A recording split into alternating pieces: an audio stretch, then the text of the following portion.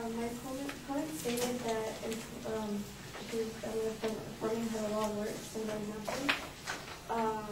A man named Leandro Andrade was sentenced to 25 years to life for stealing $150. And his quote was, "I'm not a rapist, I'm really not a bad person, once you get to know me."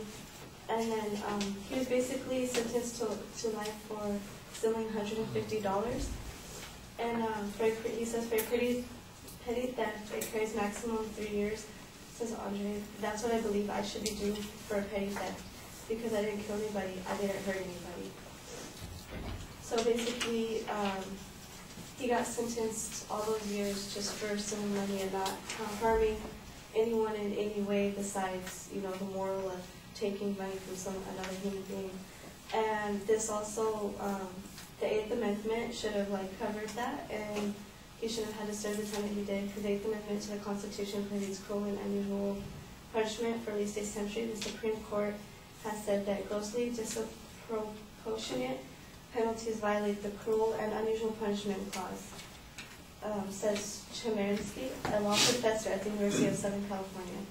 If any punishment is grossly disproportionate, it's stealing $150 worth of videotapes and getting 50 years to life in prison. And so that shows that, pretty much he committed a crime that, again, didn't hurt anybody. He committed a crime that was against morals and values of taking property and money from somebody else.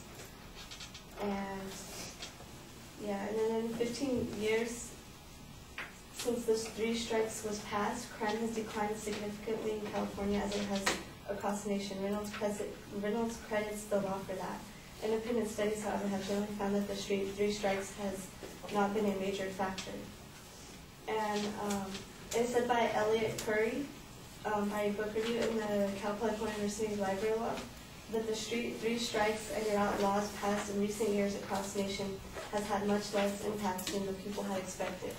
And most likely that's the cause of that would be because, like my partner said, if someone's going to commit a crime, if they're going to get the 3rd strike and they're that far on the edge, if they're going to commit a crime, they're going to make it worth it, because like he said, they have a lot more to lose than to gain, or they have a lot more to gain than to lose by doing that crime, because they have so much to lose, they're on the edge of getting that 3rd strike, so they might as well make it worth it by committing a violent crime, which is the sad mentality of a lot of people.